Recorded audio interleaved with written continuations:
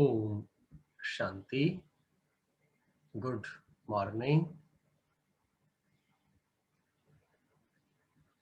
प्यारे पिता शिव बाबा, भाग्य विधाता ब्रह्मा बाबा, हमें सुबह सुबह पर्सनली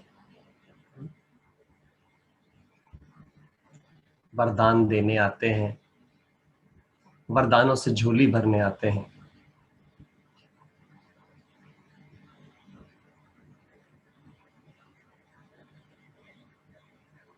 कितने भाग्यवान हैं हम सब, जिन्हें जगाता भी भगवान है, जिन्हें सुलाता भी भगवान है।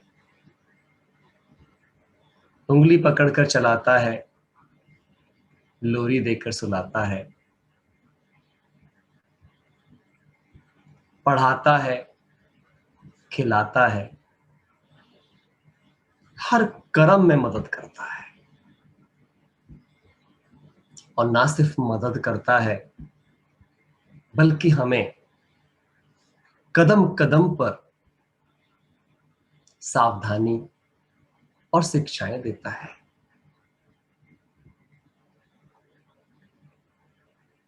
समझ देता है।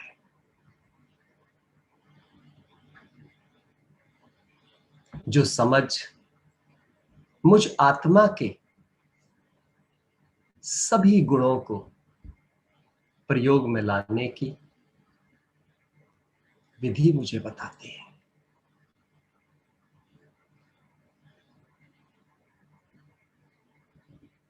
कितना न्यायकारी है वो जो कहता है कि मैं कभी किसी को आकर जो भी देता हूं बराबर देता हूं, कम ज्यादा नहीं देता हूं।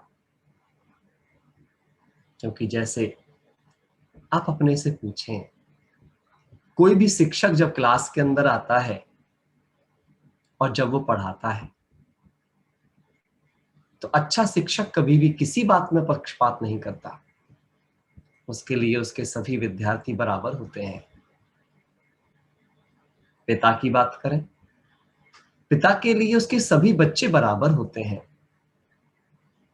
सदगुरु की बात करें, उसके लिए तो सारी दुनिया ही बराबर होती है। इसीलिए बाबा कहते, बच्चे, तीन मुख्य संबंध जो तुम मेरे साथ निभाते हो उसमें पक्षपात की गुंजाइश नहीं है, लेकिन उसमें दया और कृपा की भी कोई बात नहीं है। क्योंकि अगर मैं दया और कृपा करूंगा तो मैं उसी पल पक्षपाती हो जाऊंगा। मेरा ज्ञान सुनाना ही मेरी दया है। बस तुम मेरे साथ कनेक्शन रखो। तुम्हारा कनेक्शन रखना माना शक्ति शुरू हो जाना। जैसे मोबाइल को अगर चार्जर से कनेक्ट करके रख दिया जाए तो क्या ऐसा हो सकता है कि चार्जिंग ना हो यदि सारे कनेक्शंस ठीक हैं और स्विच ऑन है? बाबा कितना प्यारा है, कितनी अच्छी तरह से हम बच्चों को अपने साथ कनेक्ट करके अपनी सभी शक्तियों के द्वारा मेरी शक्तियों को चार्ज कर देता है। अपने संग के रंग को लगाकर वो मुझ आत्मा को ना सिर्फ उत्साहित करता है, ना सिर्फ उमंग में लाता है, बल्कि बहुत ध्यान से समझने वाली बात है, हर कदम को डिवाइन बना देता है। वो हमें ऐसा टीच और ट्रेन करता है जिसने हमारी हर एक्टिविटी को पूजनीय बना दिया। जिसका भक्ति मार्ग में कितना प्रैक्टिकल है कि कृष्ण के सोने की भी पूजा है, जागने की भी पूजा है, खाने की भी पूजा है, हर खेल पाल की भी पूजा है। आप सोचें, जहां हमारे कर्मों को देखकर सभी को करेक्शन नजर आता था, वहां बाप से कनेक्शन करते ही वो सारे करेक्शंस पल भर में हो गए। कनेक्शन राइट है तो करेक्शन भी राइट है। कनेक्शन जितना टाइट होगा करेक्शन उतना ही राइट होगा। कनेक्शन ढीला होगा तो करेक्शन समय पर नहीं होगा। और जब आपका कनेक्शन टाइट नहीं होता है तो वेस्टेज बहुत होती है। इसी के लिए बाबा कहते बच्चे हमेशा अपने लीकेज चेक करो कि तुम्हारे लीकेज क्या है। तो सुबह की ये सुंदर बेला अमर बना दो एक एक पल को। एक क्षण भी अंदर में कोई आलस्य की ना हो। एक क्षण भी, एक पल भी नजरें इधर से उधर ना हो। हर चीज को संभालना है, अपने बैठने से लेकर अपने मन की स्थिति तक सब चीजों को संभालना है। अपने अनुशासन को चेक करना है, मैं कैसे बैठी हूं, मेरी कंट्रोलिंग पावर क्या है, कहीं मैं बार बार भटक तो नहीं रही। ये सब ध्यान रखना। जब भी मैं अमृत वेले बैठ जाऊं तो अपने सभी चीजों को अपने साथ लेकर बैठूं, पानी को, कोई भी चीज को, तो बार बार भटकाव नहीं। एकाग्रता जितनी ऊंची होगी, कनेक्शन जितना टाइट होगा, करेक्शन उतना ही टाइम पर होगा। और करेक्शन जितना टाइम पर होगा, सफलता और संपूर्णता उतनी तीव्रता से आएगी।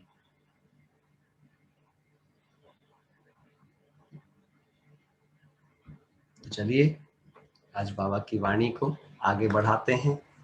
कल तक हमने कल जहां तक सुनी, आज उससे आगे हम चलेंगे।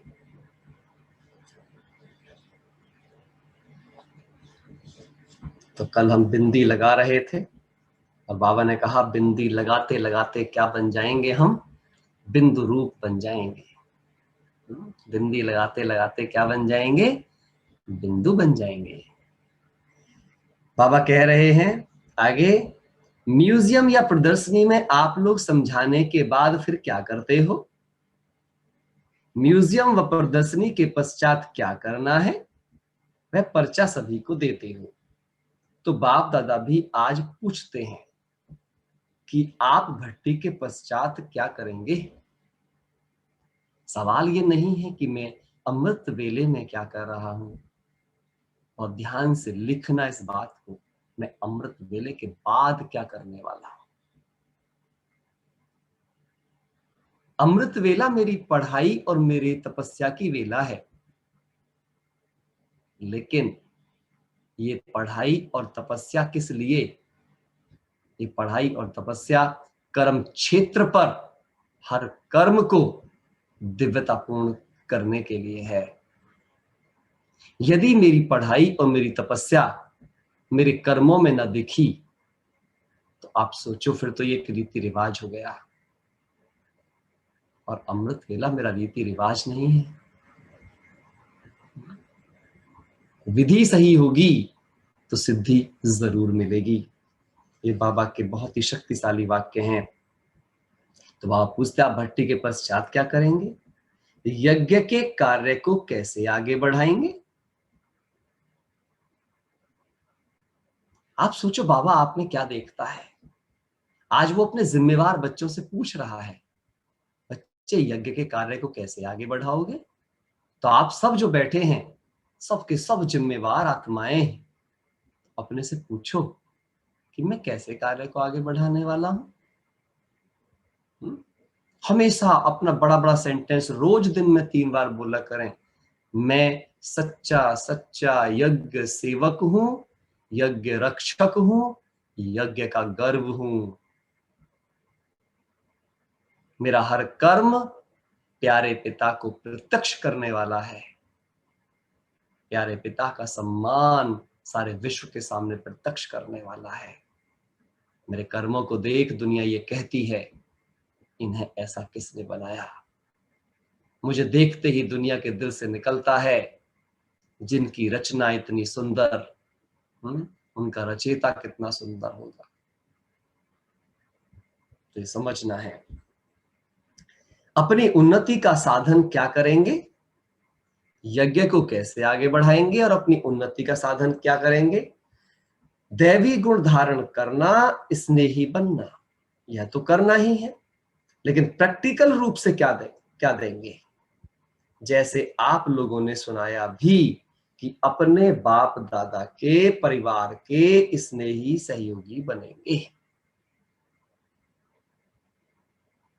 लेकिन वह भी किन किन बातों में बनना है? अब ध्यान से सुनिएगा सब।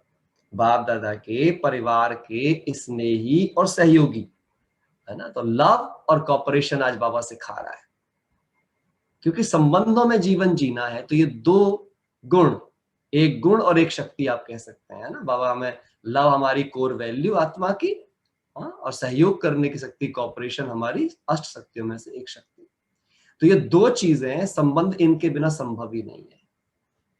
जीवन में शांति ऐसा गुण है जिसे आप अकेले महसूस कर सकते हैं, लेकिन प्रेम संबंधों के बिना असंभव है। प्रेम के लिए निश्चित रूप से संबंधों की आवश्यकता है, इसे समझना है। सहयोग की शक्ति के लिए संबंधों की आवश्यकता है। किसी को भी आप दोगे, चाहे आप नेचर को दोगे, चाहे आप किसी व्यक्ति को दोगे, चाहे आप किसी वस्तु के प्रति कुछ करोगे, संबंध, रिलेशनशिप चाहिए ही चाहिए। रिश्तों के बिना जीवन संभव नहीं है, और रिश्तों के बिना जीवन की कोई कीमत नहीं है, ये याद रखिएगा। और जो रिश्तों की सही कीमत समझकर उनमें कीमत डालता है, रिश्तों में कीमत क्या है? रिश्तों में कीमत है हमारे गुण और शक्तियां, हमारा चरित्र। The value of relationship is your character. वही बाबा डिवाइन बना रहे हैं। हम सुंदर रिश्ते ढूंढते हैं, पहले अपने सवाल पूछें, क्या मैं स्वयं एक सुंदर रिश्ता हूं? ये क्वेश्चन पूछें अपने से।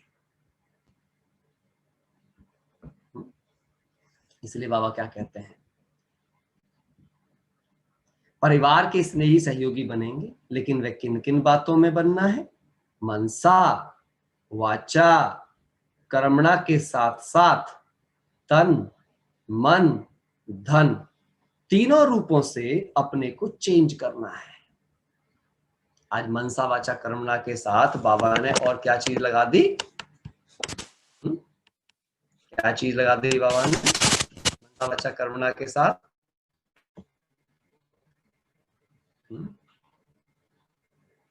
क्या चीज लगा दी बाबा ने मनसा वाचा कर्मणा के साथ?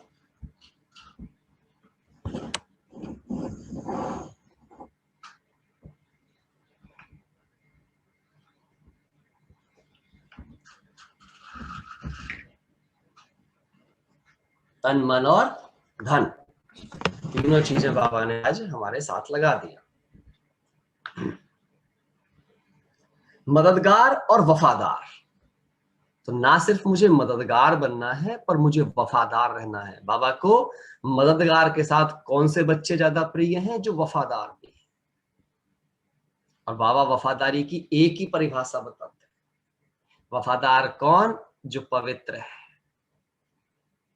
प्योरिटी ही वफादारी है। बाबा फेथफुलनेस के लिए एक ही शब्द, पवित्र। पवित्र, पवित्र नहीं, फेथफुल नहीं, फेथफुल नहीं। तो याद रखना, तो बाबा कहते वफादार। जब दोनों बातें होंगी तब बाप दादा और परिवार के स्नेही और सहयोगी बन सकेंगे। जो सहयोगी होंगे उनकी परख क्या होगी? अब देखो बाबा एक एक चीज सिखाता है। अब बाबा ये बताने जा रहे हैं कि जो सहयोगी होंगे उनकी परख क्या होगी, कैसे परखेंगे उन्हें? वह परिवार और बाप दादा के विचारों और जो कर्म होते हैं उनमें एक दो के समीप होंगे।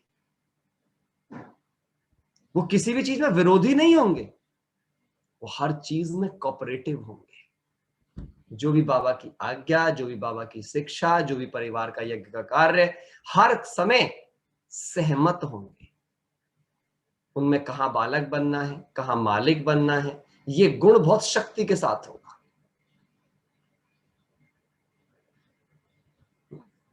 उनकी समझ सही समय पे सही काम करेगी। क्योंकि डेफिनेशन ऑफ इंटेलिजेंस भी क्या कहती है? इंटेलिजेंस का मतलब ही है जो भी आप जानते हैं, जो भी आप जानते हैं उसे सही समय पर, सही स्थान पर, सही इंटेंशन से, सही तरह से कार्य में लगाना, यही हमारी विद्वता की पहचान।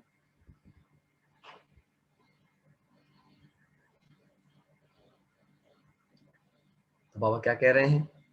एक दो के मत के समीप आते जाएंगे तो फिर मतभेद खत्म होते जाएंगे। इसीलिए बाबा ने बड़ी प्यारी चीज हमें दी। हमारा लक्ष्य क्या दिया? विष्णु समान।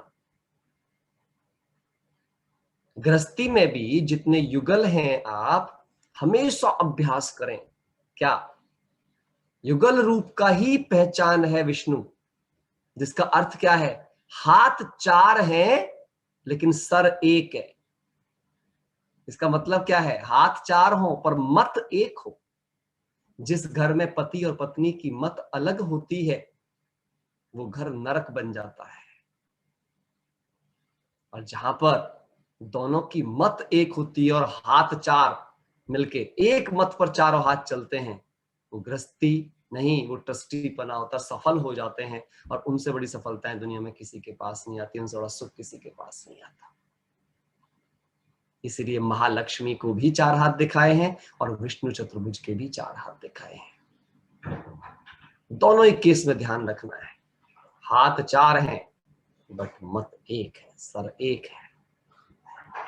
अब सब चेक करें अपने घर में, क्या हम एक दो की मत को सम्मान देते हैं?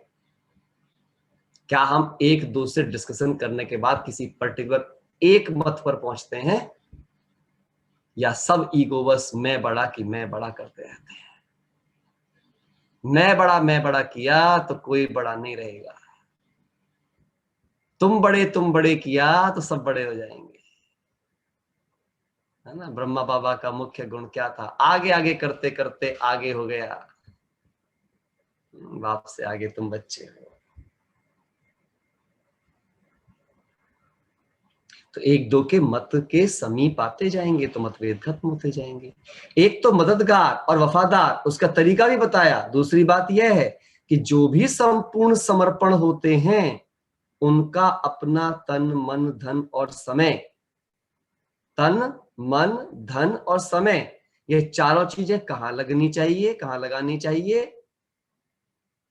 यह तो जरूर है कि प्रवृत्ति मार्ग तरफ भी ध्यान देना है, लेकिन यह जो चारों चीजें देते हो उसके लिए आपके मन में जजमेंट ठीक है?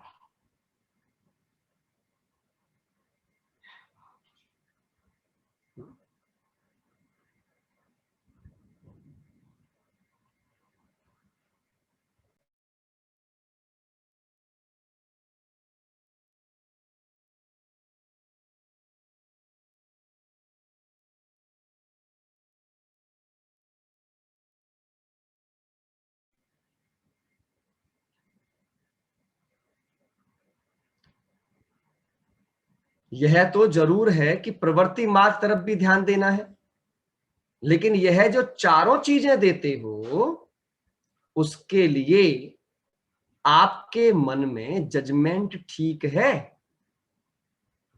हम यथार्थ रीति प्रयोग कर रहे हैं? बाबा कितनी प्यारी बात बताई है। इसका यह अर्थ नहीं कि मैं परिवार वालों का ध्यान ना रखूं, मैं परिवार वालों को चीजें ना दूं, ये महत्वपूर्ण नहीं है। पर यह ध्यान दें कि जो मैं दे रही हूं वो श्रीमत प्रमाण है क्या? मैं श्रीमत प्रमाण कर रहा हूं अपने इन चारों चीजों का इन्वेस्टमेंट, या मैं मनमत और परमत और लोकलाज के लिए कर रहा हूं? यदि मनमत है, परमत है, लोकलाज है तो इनकी सफलता नहीं होगी। ये विकृतियों को बढ़ाएंगे, देहाभिमान को बढ़ाएंगे। अर्थात तन मन धन समय का यूज यदि देह अभिमान के लिए कर रहे हैं तो ये देह अभिमान को बढ़ाएंगे, और यदि इनका प्रयोग गुणवान और चरित्रवान बनने और बनाने के लिए कर रहे हैं तो ये सभी के जीवन को गुणवान चरित्रवान बनाएंगे। अब इसका एग्जाम्पल मैं आपको छोटा सा देना चाहूंगा। यदि मैं मूवी पे खर्चा करता हूं, यदि मैं टीवी पे खर्चा करता हूं, उसके ऊपर किया गया हर खर्चा विकारों को ही बढ़ाएगा। अगर मैं उसमें कोई भी न्यूज, कोई भी मूवीज और इन सब चीजों में बहुत अति में जा रहा हूं और वही सब चीज मेरे दिमाग में चलता रहता है, तो ये सब चीजें क्या करेंगी, अब समय उनके लिए बचा नहीं है। बाबा कहते हैं हाँ, अब उन चीजों के लिए समय नहीं है। शादीज में, पार्टीज में अगर मैं अननेसेसरली, मेरी वहां जरूरत भी नहीं है और मैं फिर भी वहां पे जाकर के अपना टाइम डाल रहा हूं, बाजार में, शॉपिंग में, जरूरत नहीं है पर मैं फिर भी जाके टाइम डाल रहा हूं। जरूरत है तो जाना है, रिस्पॉन्सिबिलिटी है, आपके बिना वो चीज नहीं होगी, चारों चीज डालनी है। रिस्पॉन्सिबिलिटी नहीं है फिर भी डाल रहे हैं, प्रॉब्लम है।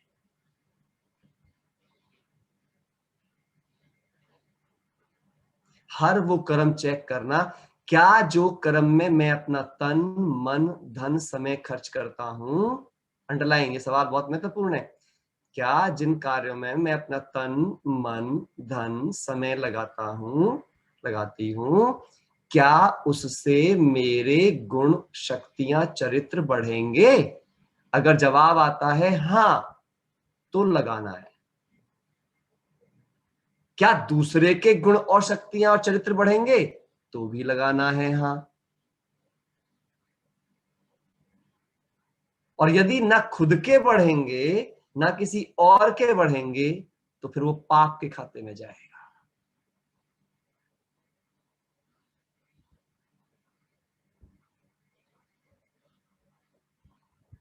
तो बाबा क्या कहते हैं आगे, यह तो जरूर है कि प्रवृत्ति मार्ग तरफ भी ध्यान देना है, लेकिन ये चारों चीजें देते हो उसके लिए आपके मन में जजमेंट ठीक है, हम यथातिथि प्रयोग कर रहे हैं। संपूर्ण समर्पण आत्मा को जो सचमुच तन, मन, धन और समय देना चाहिए, इस प्रमाण दे रहे हो। यज्ञ सेवा में चेक करो, क्या मेरा तन, क्या मेरा मन, क्या मेरा धन, क्या मेरा समय, जितना मैं दे सकता हूं मैक्सिमम दे रहा हूं या मिनिमम दे रहा हूं? और अगर मैक्सिमम नहीं दे रहा हूं, मिनिमम दे रहा हूं, तो मैक्सिमम प्राप्ति कैसे होगी? अगर मेरा एक्सपेंडिचर ज्यादा है, इन्वेस्टमेंट कम है, सेविंग कम है, हाँ, तो आप सोचो मेरी स्ट्रेंथ कैसे बढ़ेगी? फिर तो कर्जे बढ़ेंगे। अब मुझे चेक करना है, मैं चारों चीजों का प्रयोग कर्ज बढ़ाने के लिए कर रही हूं, मर्ज बढ़ाने के लिए कर रही हूं, या कर्ज और मर्ज से मुक्त होने के लिए कर रही हूं? पूछना है अपने से। यही सच्चा योग है। योगी जीवन का अर्थ ही ये है। बाबा इसलिए कहते हैं, बच्चे तुम योग लगाने वाले योगी नहीं हो, तुम्हारी तो जीवन ही योग है। और जीवन योग कब है? जब बाबा और बाबा के द्वारा दिए गए सभी रिसोर्सेज का प्रयोग श्रीमत प्रमाण करेंगे, तब।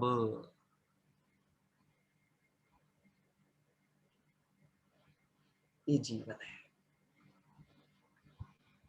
यह पोता मेल भी निकालो कि तन, अब देखो वहां पोता मेल बना रहा है, चार्ट करवा रहा है आपका, कि तन, मन, धन और समय का प्रयोग कहां कहां करते हो।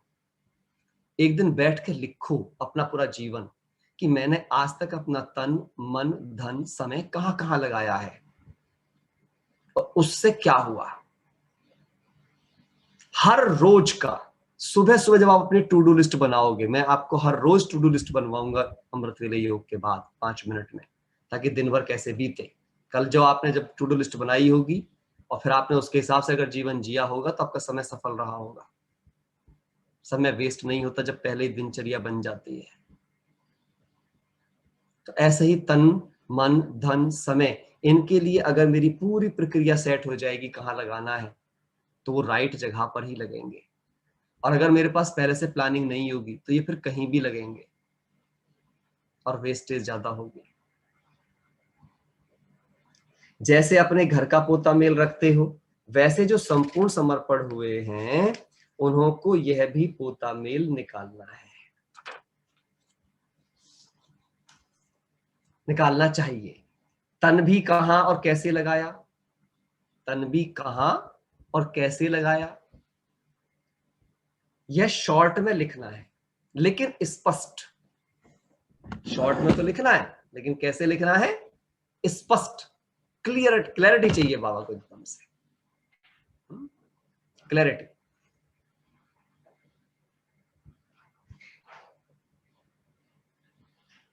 क्योंकि डिटेल भी होता है परंतु स्पष्ट नहीं होता है, इसलिए शॉर्ट भी हो और स्पष्ट भी हो, छोटा भी हो और क्लियर भी हो।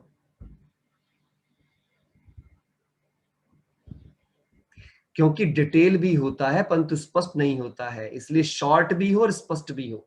जितना शॉर्ट और स्पष्ट लिख सकेंगे उतना आंतरिक स्थिति भी स्पष्ट और क्लियर होगी। हमने एक चार्ट बनाया था, है ना, और मैं ज्यादातर उसी पर विश्वास भी रखता हूँ। रोज आप एक तरफ लाइन खींच दो पेपर के बीच में, एक तरफ लिखो क्रेडिट, एक तरफ लिखो डेबिट। आज मैंने जमा क्या किया और आज मैंने खर्चा क्या किया। अच्छा, अब जमा किन किन चीजों से होगा, कौन कौन सी एक्टिविटी जमा करने वाली है, जहां जहां मैं गुण, शक्ति और बाबा की शिक्षा प्रयोग करूंगा जिस कर्म में, वो होंगे जमा करने वाले कर्म, पुण्य का खाता। और जिन कर्मों में मैं विकारों का यूज करूंगा, गुस्सा, इरिटेशन, परमत, नेगेटिव थिंकिंग, उसके आधार पर जितने कर्म करूंगा, है ना, चिंतित हुआ, दुखी हुआ, स्ट्रेस हुआ, किसी का परचिंतन किया, किसी को दुख दिया, किसी से बात करने में गुस्सा आ गया, तो समझ लो डेबिट हो गया उतना। अब दिन में चेक करना है कि मेरी कितनी एक्टिविटी ऐसी हैं जिनमें क्रेडिट हो रहा है और मेरी कितनी एक्टिविटी ऐसी हैं जिनमें मेरा खर्चा हो रहा है, और शाम को जोड़ लेना, क्रेडिट ज्यादा हुआ आज खाते में या खर्चा ज्यादा हुआ। जिस दिन मेरा क्रेडिट बढ़ता जाएगा, डेबिट कम होता जाएगा, बाबा कहते हैं हम संपन्न बन जाएंगे। संकल्प को शॉर्ट करेंगे तो समाचार भी शॉर्ट होगा और पुरुषार्थ की लाइन क्लियर हो जाएगी तो समाचार भी स्पष्ट होगा। इसमें सारा पोतामेल आ जाएगा। तीसरी बात यह याद रखने की है, ध्यान से सुनना, बाबा बड़ी इंपॉर्टेंट बात बताने जा रहे हैं। तीसरी बात यह याद रखने की है, मनसा वाचा कर्मणा, जो कुछ भी अब तक पुरुषार्थ की कमी के कारण चलता रहा, सारे भाई बहन ध्यान से सुनेंगे, क्या कह रहे हैं बाबा हमसे, मनसा वाचा कर्मणा, जो कुछ भी अब तक पुरुषार्थ की कमी के कारण चलता रहा, अब तक जो हुआ, उसके लिए बाबा बोल रहे हैं उसको बुद्धि से बिल्कुल ही भूल जाओ। देखो कितना बड़ा, कहते हैं ना रहम का सागर, ऐसे है वो रहम का सागर। बाबा कहता है सब पे मिट्टी डाल दो, एक तरह से जो हो गया सो हो गया, जो बीत गया सो बीत गया, अब तक पुरुषार्थ नहीं कर पाए कोई बात नहीं। बाबा जैसा कि अब नया जन्म लिया हो, आज क्या सोचना है सारे भाई बहन, क्या सोचेंगे कि मेरा नया जन्म हो गया है। रश्मि बहन नया जन्म हो गया ना, है ना, हम सबका नया जन्म हो गया है, सारा पुरानापन समाप्त। हाँ ममता बहन नया जन्म हो गया, बिल्कुल नया जन्म हो गया आज से। हाँ, सबको लग रहा है ना कि ज्ञान में बिल्कुल नई नई पॉइंट्स मिल रही हैं, नई नई डेप्थ मिल रही है, नए नए दरवाजे खुल रहे हैं, नए नए पट खुलते जा रहे हैं, तो इसे क्या बोलेंगे हम, नया जन्म, नया जीवन हो गया हमारा। बाबा कहते पुराना सब छोड़ दो। जैसा कि अब नया जन्म लिया, पुरुषार्थ में जो बातें कमजोरी की हैं वह सभी यहां ही छोड़कर जानी है। फिर पत्रों में यह नहीं आना चाहिए आज अमृत वेले सारी कमियां जला देनी है, फिर पत्रों में यह नहीं आना चाहिए कि पिछले संस्कारों के कारण यह हो गया। जबकि संपूर्ण समर्पण हो गए तो ऐसे ही सोचना कि दान दी हुई चीज है जिसको अगर फिर स्वीकार करेंगे तो उसका परिणाम क्या होगा, यह स्मृति रखने से चारों बातें चेंज हो जाएंगी।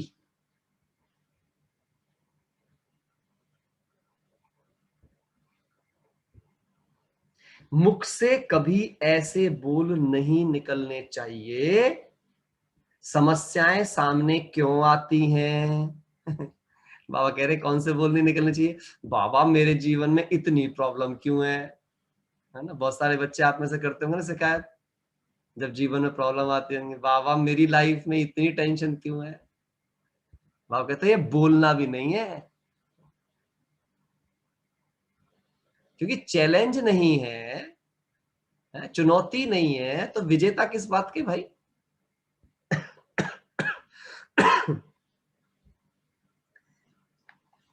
क्योंकि ज्ञान की कई बातें उल्टे रूप में अंदर में धारण कर ली हैं। कोई भूल होगी तो कहेंगे कि संपूर्ण तो बने नहीं है, अभी तो समय पड़ा है, पुरुषार्थी हैं। ब्राह्मणों के पास बड़ा प्यारा वर्ड है, हम तो पुरुषार्थी हैं। मम्मा कहती थी पुरुषार्थी का मतलब जानते हो? पुरुषार्थी अर्थात जब पुरुष अपने अर्थ में स्थित हो। अब पुरुष कौन है? आत्मा को पुरुष कहा गया है। जब मैं आत्मा अपने सत्य में स्थित होती हूं, तो क्या हो जाता है? जब मैं आत्मा अपने सत्य में स्थित होती हूं तो क्या हो जाता है?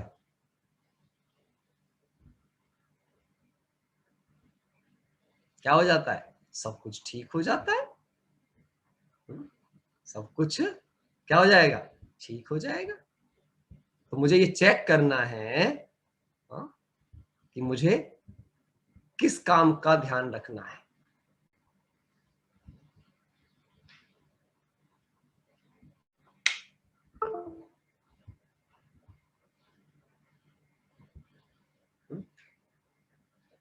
तो बाबा क्या कहते हैं? पुरुषार्थी को भूले करने की छुट्टी नहीं है। पुरुषार्थी हो तो कोई सर्टिफिकेट थोड़ी मिल गया कि गलती करते रहो। मम्मा एक बात और कहती थी, मम्मा कहती थी पुरुषार्थी अर्थात जो एक बार की गई गलती को दोबारा न दोहराए। अगर मैं एक बार की गलती को दोबारा दोहराता हूं तो फिर मैं पुरुषार्थी नहीं हूं। फिर तो मैंने ये मान रखा है मनुष्य गलतियों का पुतला है। जिनकी मान्यता ऐसी होती है कि मनुष्य गलतियों का पुतला है, वो हर बार गलती करते रहते हैं और अपनी स्टूपिडिटी को शो करते रहते हैं कि मैं कितना स्टूपिड। लेकिन आजकल ऐसे समझ बैठे हैं कि पुरुषार्थी अर्थात भूले माफ। ये ऐसा करता है तो हमको भी करना पड़ता है, तो ये तो ज्ञानी के बदले अज्ञानी हो गया।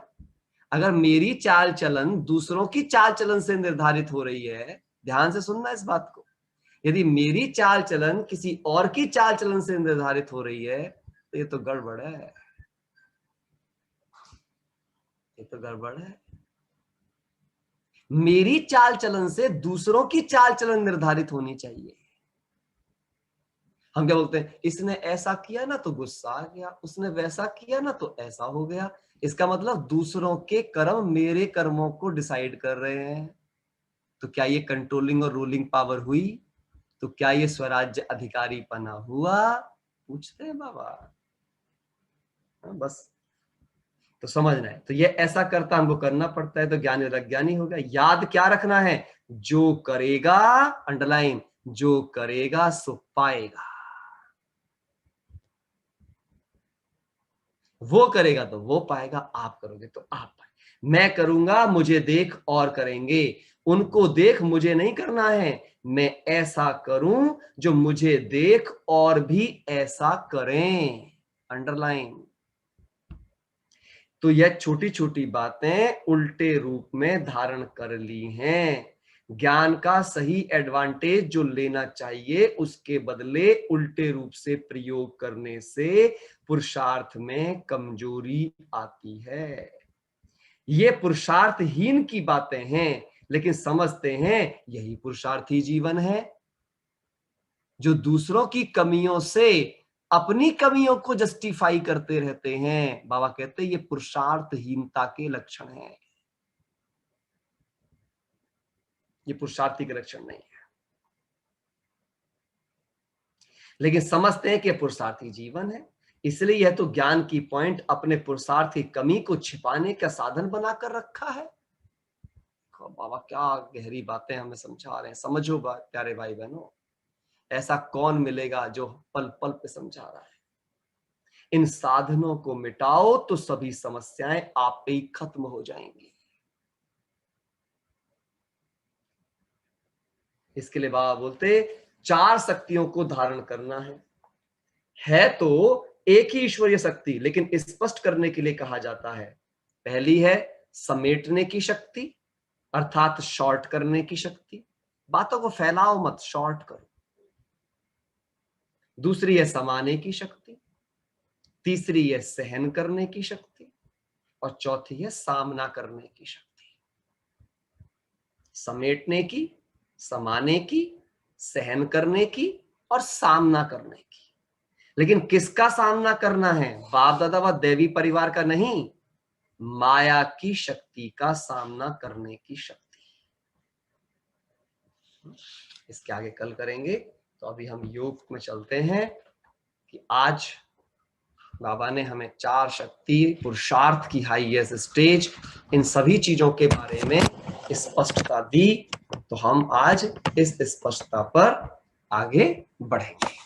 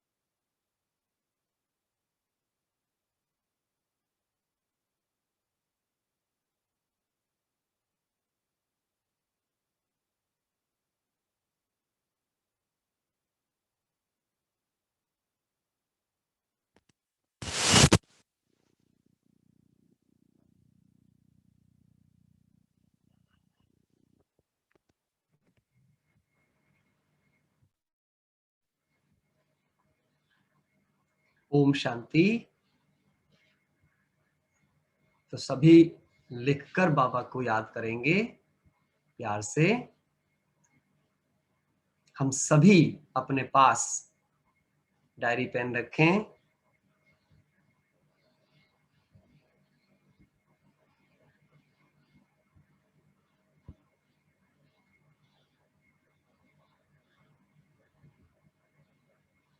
और आज हम बाबा को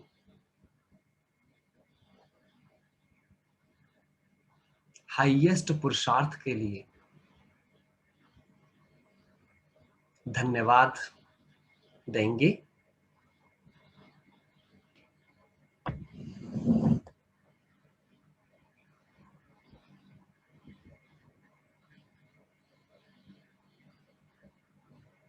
थैंक यू प्यारे बाबा।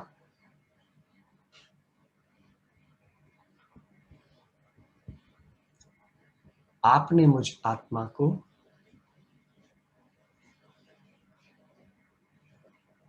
बिल्कुल महसूसता के साथ लिखे, गहरी महसूसता के साथ।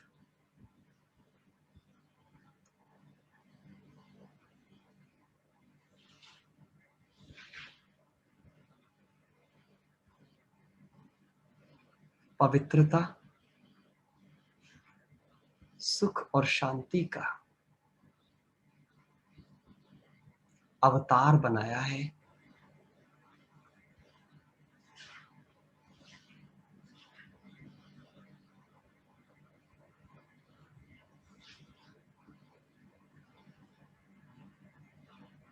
थैंक यू प्यारे बाबा।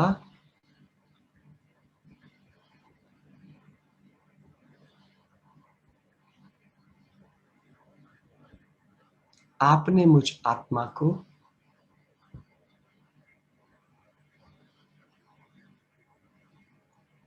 पवित्र मन और दिव्य बुद्धि का वरदान दिया है।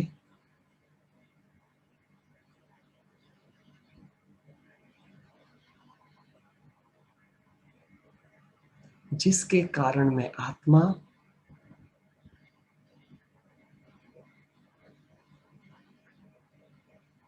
जीवन के हर क्षेत्र में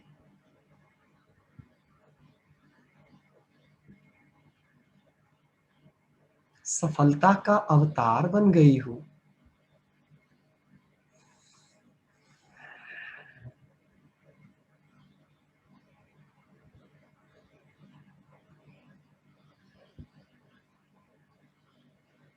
थैंक यू प्यारे बाबा।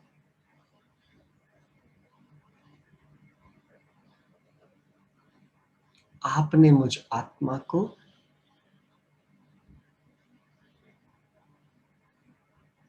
समझ,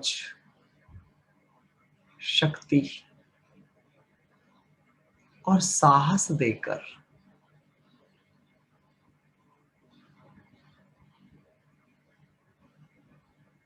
सदा काल समाधान स्वरूप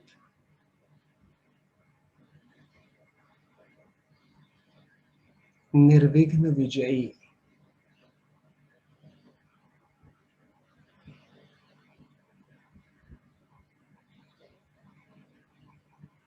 विद्यापति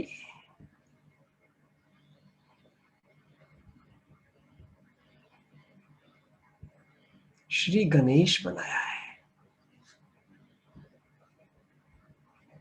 अपने आप को महसूस करें कि मैं गणेश रूप में बैठा हूं।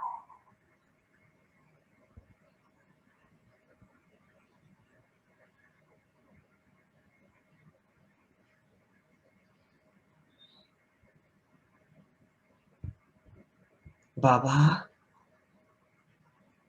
आप ही मेरा संसार हो, आप ही मेरे संस्कार हो।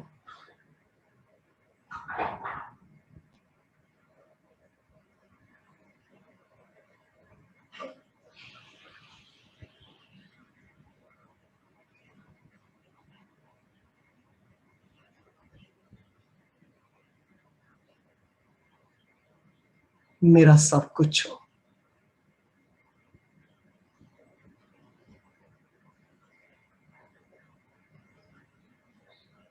आपके संग के रंग के कारण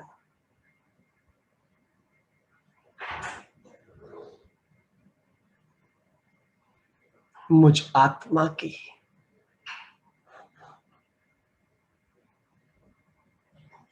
सर्व कमजोरियां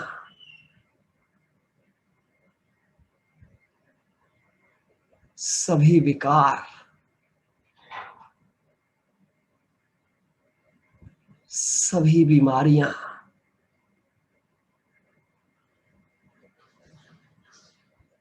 समूल नष्ट हो गई।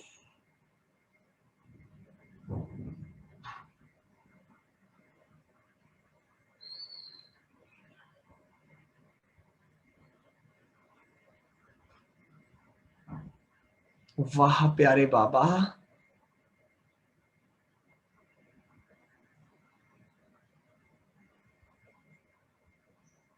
आपने तो मेरा जीवन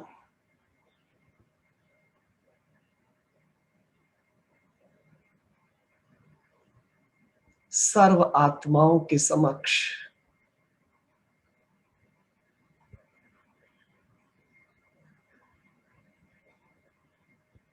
दिव्य गुणों, दिव्य शक्तियों का सच्चा एग्जाम्पल बना दिया।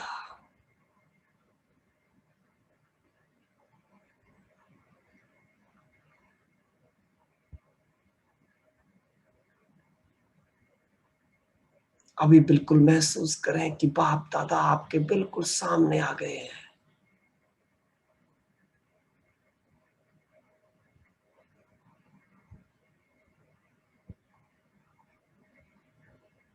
उन्होंने स्वयं भाग्य लिखने की कलम आपके हाथ में दी है।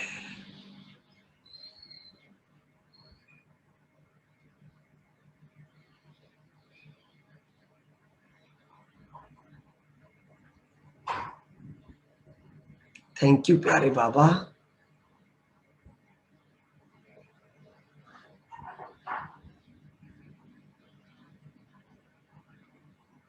आपने मुझे कदम कदम पर मार्गदर्शन देकर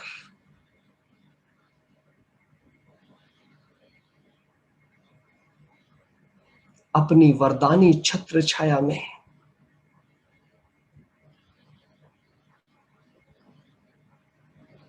ट्रेंड कर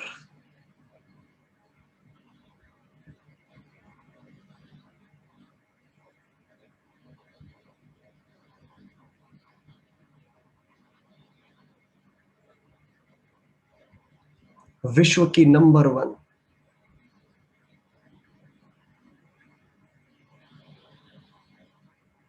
सफलता मूर्त आत्मा बनाया है।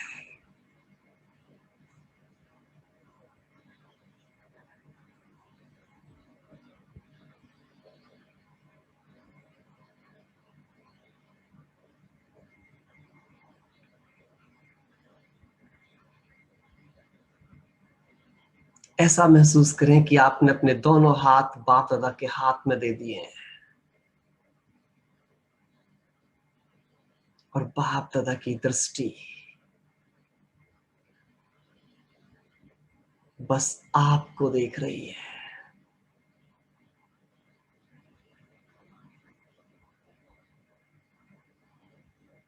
और आप बाबा का शुक्रिया गा रहे हैं।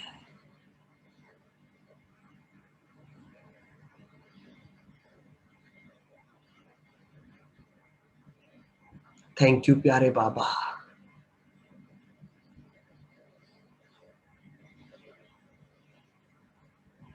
आपके साथ कंबाइंड होने के कारण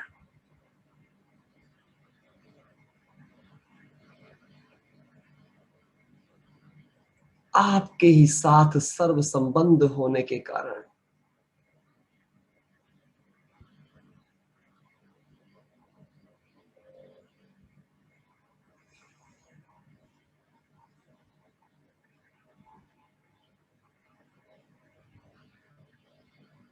मेरी सभी जिम्मेवारियां,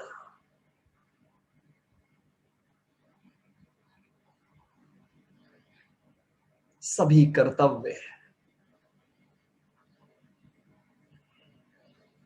सहजता के साथ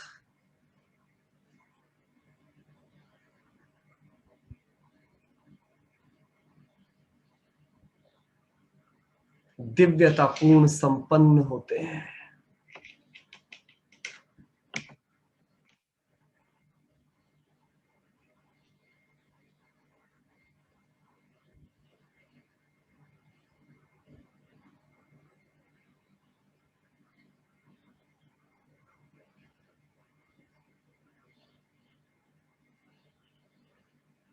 आपकी याद और सेवा ने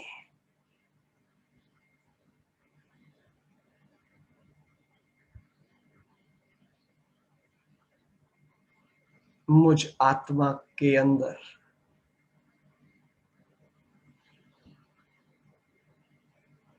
इतना आत्मविश्वास बढ़ा दिया,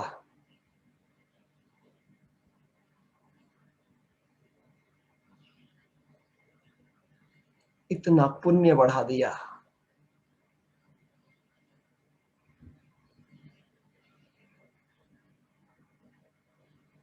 कि मुझे सभी आत्माओं और संपूर्ण प्रकृति का स्नेह और सहयोग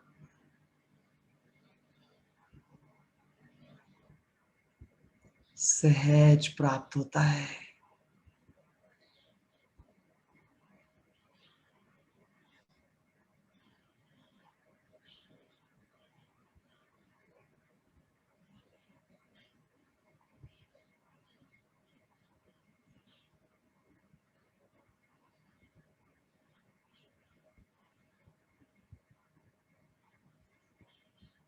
थैंक यू प्यारे बाबा।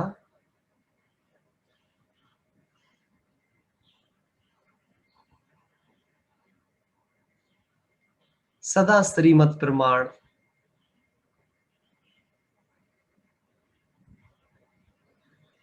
हर कर्म करने के कारण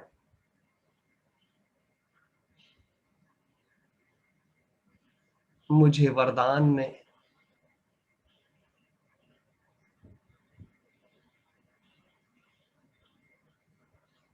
ट्रांसपेरेंट मेमोरी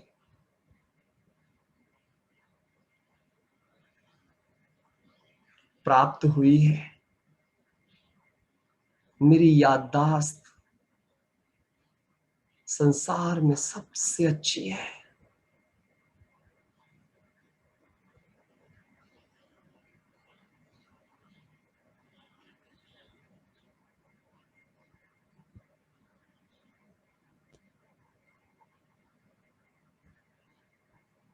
मुझे समय से पूर्व ही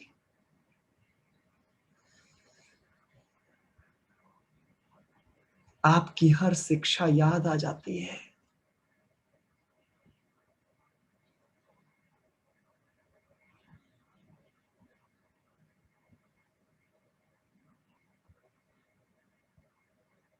इसलिए लौकिक और अलौकिक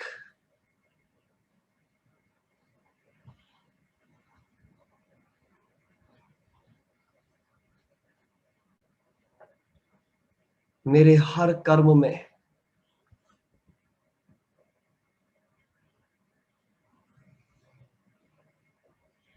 सहज सफलता का वरदान है।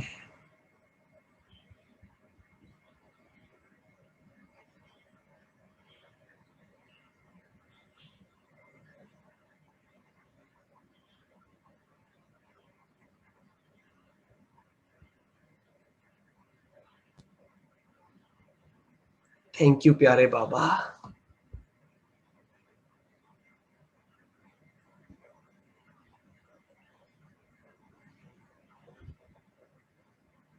आप वैद्यनाथ के साथ कंबाइंड होने के कारण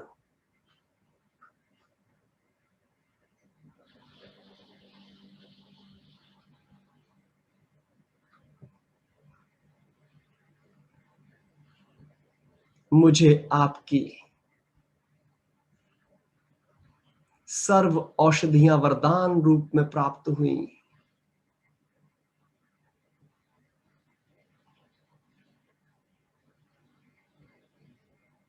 जिसके कारण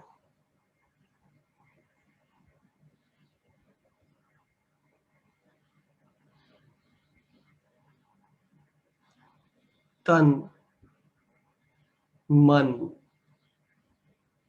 धन जन संबंध संपर्क सब स्वस्थ और सुखी हो गए।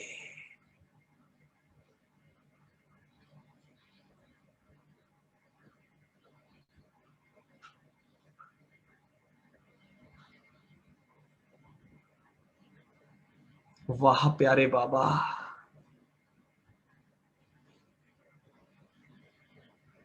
आप वैद्यनाथ ने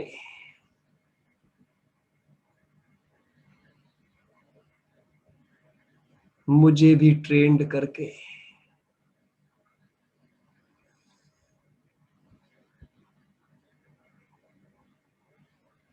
मास्टर वैद्यनाथ बना दिया।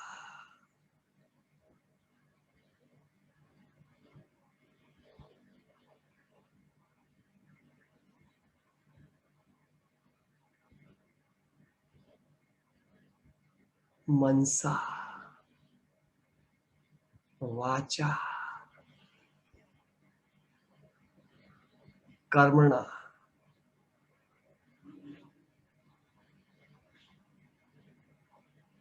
मुझ आत्मा के संबंध संपर्क में आने वाले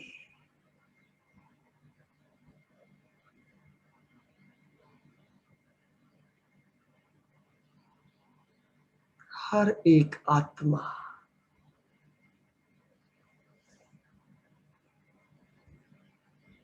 स्वस्थ और सुखी हो गई।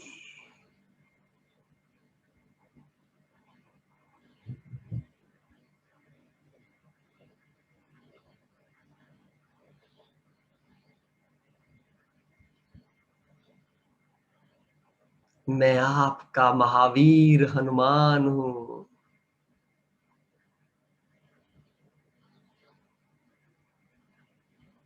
जैसे हनुमान के रोम रोम में राम, ऐसे मेरे रोम रोम में बस एक बाबा है।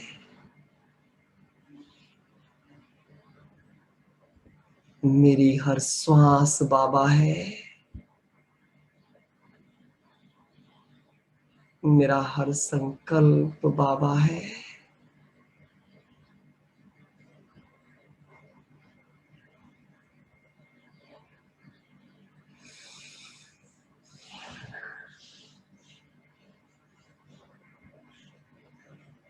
जो भी मुझे देखता है,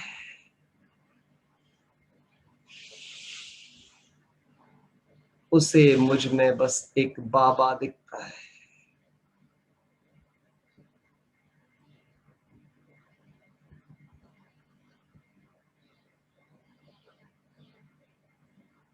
थैंक यू प्यारे बाबा। आपने मुझे आपकी प्रत्यक्षता के लिए चुना है।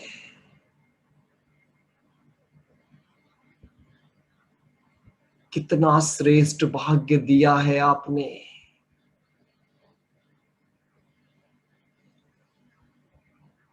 जो ये सारा संसार मेरे द्वारा आपको जान रहा है।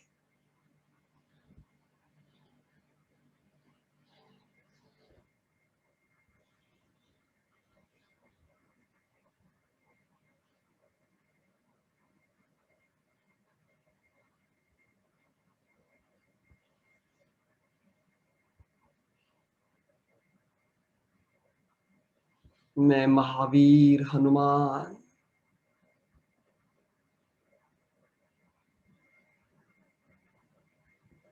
हर पल राम के काम आया। कितना सौभाग्य है मेरा।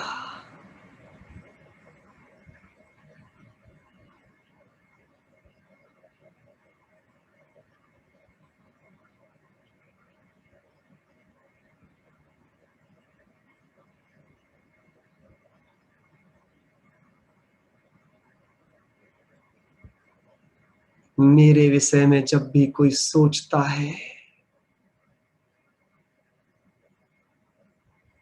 बात करता है, मिलता है,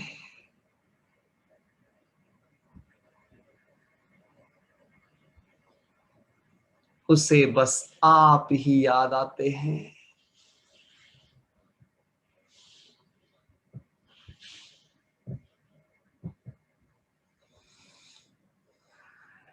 कितनी सुंदर अनुभूति है, महसूस करके देखें सभी।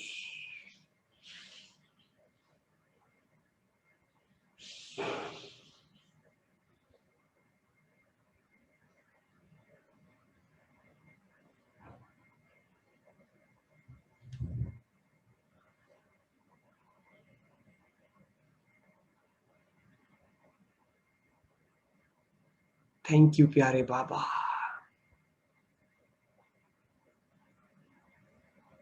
आपने मुझे मम्मा बाबा समान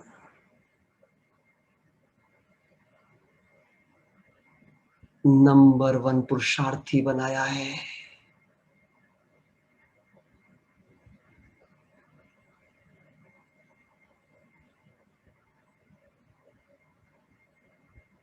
मुझ आत्मा को दिया तन, मन, धन, समय, श्वास, संकल्प, सब स्वीकार कर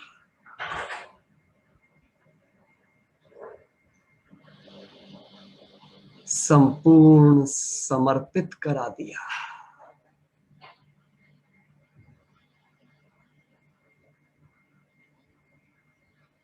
सच्चा सच्चा मददगार वफादार बना दिया।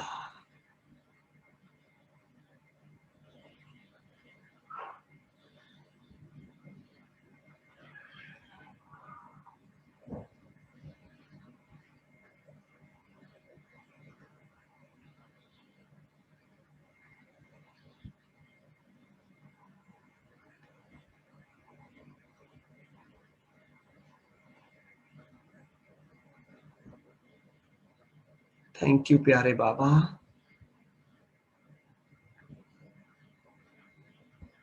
आपके साथ कंबाइंड होने के कारण ही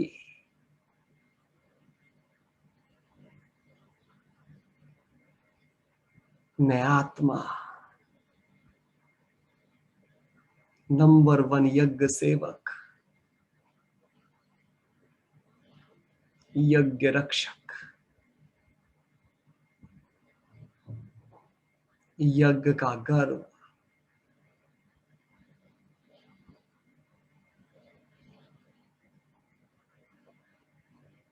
सच्ची गोपी बन गई।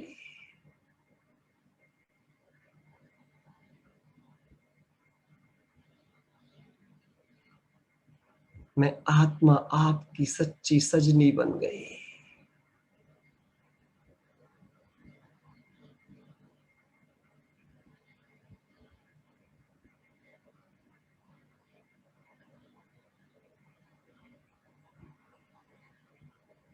दीवानी बन गई।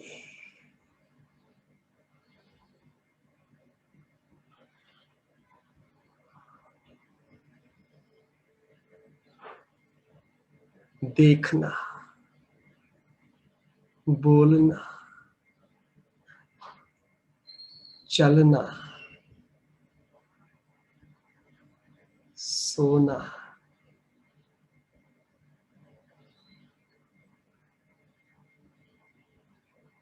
सुनना, कर्म करना,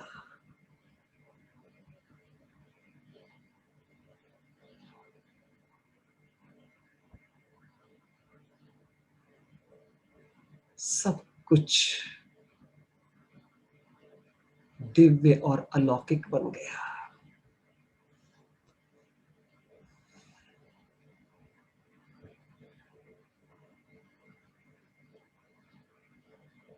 आपने मुझे नंबर 1 ईस्ट देव बना दिया है।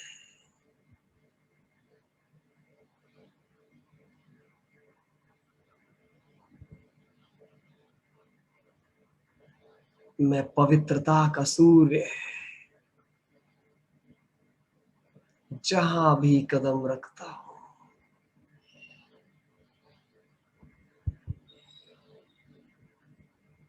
वहां संपूर्ण प्रकृति ही पावन हो जाती है।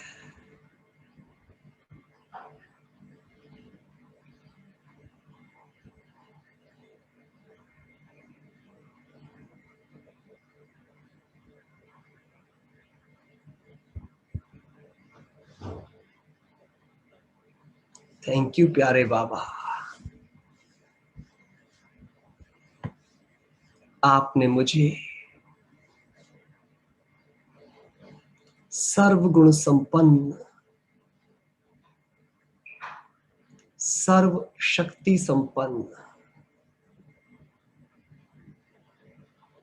16 कला संपूर्ण, नंबर 1 कर्मयोगी, सच्चा राजयोगी,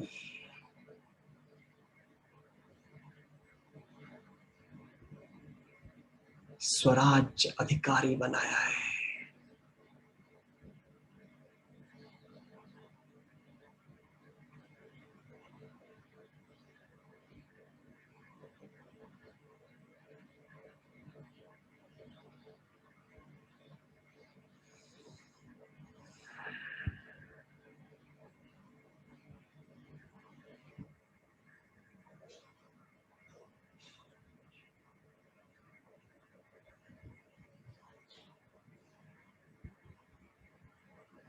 अभी 5 मिनट सभी एकाग्र होकर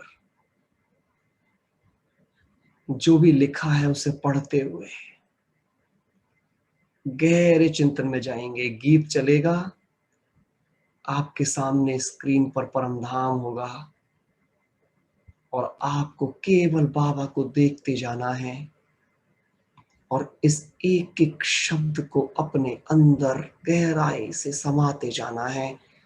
अब मैं ऐसी ही बन गई हूं, संपूर्ण, संपन्न, हाईएस्ट, होलीएस्ट,